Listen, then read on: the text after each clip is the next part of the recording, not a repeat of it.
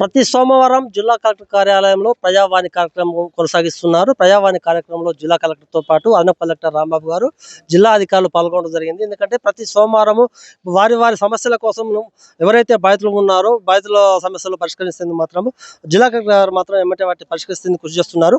సూర్యాపేట జిల్లాలో మనం ఈరోజు చూస్తున్నాము, పెద్ద ఎత్తున కూడా బాధితులు రావడం జరిగింది. కలెక్టర్ గారికి కూడా వినతులు ఇవ్వడం జరిగింది. ముఖ్యంగా మనం చూస్తున్నాము, సూర్యాపేట జిల్లా కోదాడ నుంచి పెద్ద ఎత్తున కూడా ఎవరైతే విద్యార్థుల పేరెంట్స్ ఉన్నారో వాళ్ళతో పాటు విద్యార్థి సంఘం నాయకులు కూడా రావడం జరిగింది. వారి మాట తెలుస్తున్నాం. అన్న చెప్పండి, ఈ రోజు మీరు ఎందుకు జిల్లా గారికి వచ్చి రావడం జరిగింది? మీ సమస్య ఏంది? ఈ అకాడమిక్ ఇయర్ స్టార్టింగ్ లో మాకు రీసెంట్ గా మొన్న శనివారం రోజు పేరెంట్స్ మీటింగ్ పెట్టారు. స్కూల్ పరంగా బెస్ట్ అవైలబుల్ స్కీమ్ సంబంధించి మా పిల్లలు కార్పొరేట్ స్కూల్కి సంబంధించి మొత్తం గవర్నమెంటే ఎస్సీ కార్పొరేషన్ ద్వారా పిల్లలకి బిల్లులు అనేవి చెల్లించడం జరుగుతుంది. అయితే ఒక 2.5 సంవత్సరాల నుంచి ఆ బిల్లులు పెండింగ్లో ఉండటం వల్ల ఇప్పుడు స్కూల్కి మా పిల్లల్ని పంపించే పరిస్థితి లేదు. వాళ్ళు వద్దు అని చెప్పేసి అని అంటున్నారు ముఖాన్నే. ఈరోజు సూర్యాపేట కలెక్టరేట్ గారికి మేము వినతిపత్రం ఇవ్వడానికి వచ్చినాం. మా సమస్యల్ని, మా పిల్లలకు సంబంధించిన సమస్యల్ని వెంటనే పరిష్కారం చేయాలని కలెక్టర్ గారికి వినతిపత్రం ఇవ్వడానికి వచ్చినాం. పిల్లల పేరెంట్స్ తరపున అందరం కూడా వచ్చినాం. అంటే గత 2 సంవత్సరాల క్రితం మీకు రాయితీ ఇవ్వడం జరిగిందా? ఇప్పుడు ఇది దాదాపు మాకు స్కూల్కి పర్మిషన్ 2011 నుంచి ఉన్నది. అప్పటి నుంచి ఇప్పటి వరకు కంటిన్యూషన్ అవుతుంది. 2.5 సంవత్సరాల నుంచి బిల్లులు పెండింగ్ లో ఉన్నాయంట. ఇప్పటి వరకు కూడా మాకు 2 కోట్ల వరకు మాకు బిల్లులు పెండింగ్ లో ఉండటం వల్ల మీ పిల్లల్ని మేము స్కూల్లోకి అనుమతించాము అని చెప్పేసి అని స్కూల్ యాజమాన్యం, కరస్పాండెంట్ కానీ ప్రిన్సిపాల్ కానీ ముక్కుచూటుగా చెప్తున్నారు. మా సమస్యను, మా పిల్లకాల సమస్యను కొంచెం తీర్చమని చెప్పేసి కోరుకుంటున్నాను. ముఖ్యంగా చెప్పండి, మీరు వీళ్ళ తరపున రావడం జరిగింది, అసలు ఆ స్కూల్ ఏంది, అసలు దానికి మీకున్న సంబంధం ఏంది? అన్న, నా పేరు పందిటి నవీన్ కుమార్ మాదిగ. నేను మాదిగ స్టూడెంట్ ఫెడరేషన్ సూర్యాపేట జిల్లా అధ్యక్షుడిని.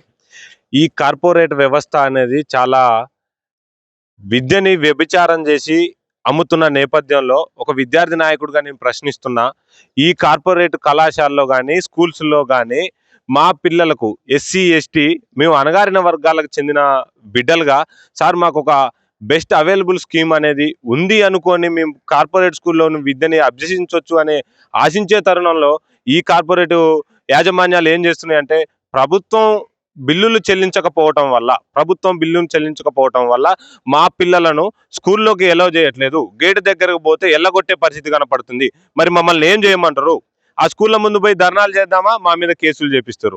ధర్నాలు కలెక్టర్ గారి కాడికి వస్తే కలెక్టర్ గారికి వినతి పత్రం ఇవ్వడం జరిగింది. తక్షణమే ప్రభుత్వం వీటిపైన చర్యలు తీసుకొని బిల్లులను ప్రవేశపెట్టకపోతే రాష్ట్రం మొత్తం మీద పెద్ద ఎత్తున ధర్నాకి దిగుతామని మాదిగ స్టూడెంట్ ఫెడరేషన్ పక్షాన తెలియజేస్తున్నాం. అదేవిధంగా ఈ కార్పొరేట్ యాజమాన్యాలు విద్యను వ్యాపారం చేసి ఒక 10వ తరగతి లక్షల ఫీజులు గడిస్తూ విద్యను వ్యాపారం చేసి అమ్ముతున్నారు. మన జిల్లాలో, సూర్యాపేట జిల్లాలో పర్మిషన్లు లేకుండా స్కూళ్ళు, కళాశాలలు చాలా నడుపుతున్నారు. మరి డిఈఓ గారు, డిఐఈఓ గారు ఏం చేస్తున్నారో, వాళ్ళు మోచేతి వాటను తీసుకుంటున్నారో మాకు అర్థం కావట్లేదు. తక్షణమే కలెక్టర్ గారికి వినతి పత్రం ఇవ్వడం జరిగింది. కలెక్టర్ గారైనా దీని మీద యాక్షన్ తీసుకొని ఎవరైతే ఏమేమైతే పర్మిషన్ లేకుండా నడుపుతున్న స్కూళ్ళు, కళాశాలలు ఉన్నాయో ఎమ్మటే వాటిని సీజ్ చేసి మూసివేయాలని, అదేవిధంగా ప్రతి స్కూల్లో ఉన్నాయో వాటి అన్నిట్లలో విద్యార్థులకు ఈ 25% బిఎస్ఏ బెస్ట్ అవైలబుల్ స్కీమ్ అమలు చేయాలని మేము డిమాండ్ చేస్తున్నాం. మన దగ్గర బంజారా నాయకులు ఉన్నారు, చెప్పండి. బహుజన్ చెప్పండి, అసలు ఏమైంది, ఎందుకు? నా పేరు కర్ల ప్రేమానంద్ అండి. నేను బహుజన స్టూడెంట్ ఫెడరేషన్ ఆఫ్ ఇండియా రాష్ట్ర కార్యదర్శిని. అయితే ఇక్కడికి వచ్చిన సమస్య ఏంటంటే, మనకు రాజ్యాంగం 21A రాజ్యాంగం ఫ్రీ ఎడ్యుకేషన్ అంటే 6 సంవత్సరాల నుంచి 16 సంవత్సరాల పిల్లల వరకు బాలలు, బాలికలు ఎవరున్నా కానీ వాళ్ళకు ఉచితంగా విద్య ఏమని చెప్పి రాజ్యాంగం తెలుపుతుంది.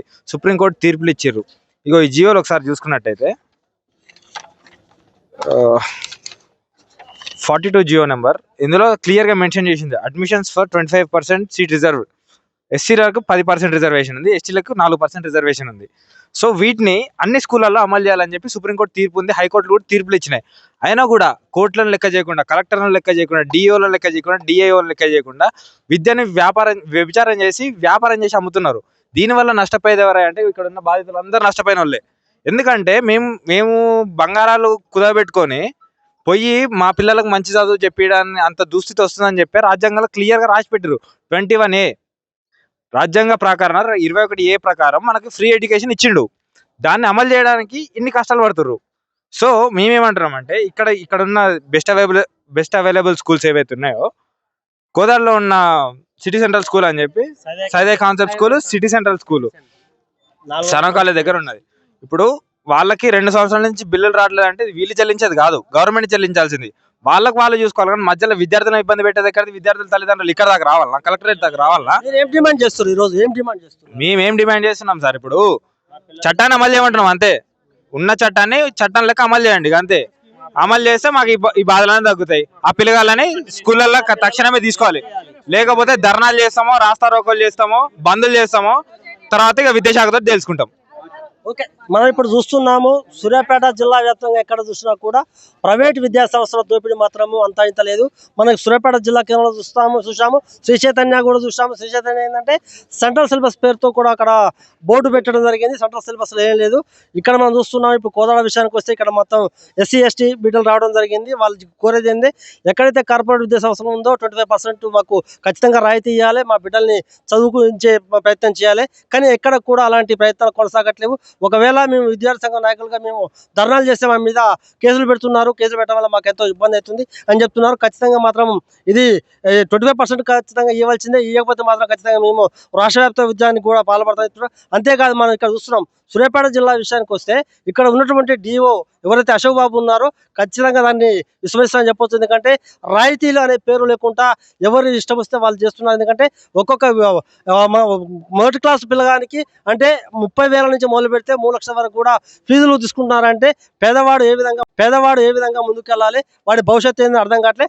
ఫీజుల కోసమే లక్షలు అంటే 1 నుంచి 10 తరగతి చదవాలంటే ఖచ్చితంగా 10-15 లక్షలు పెట్టాలంటే బీదవాడు ఏ విధంగా పెడతాడు?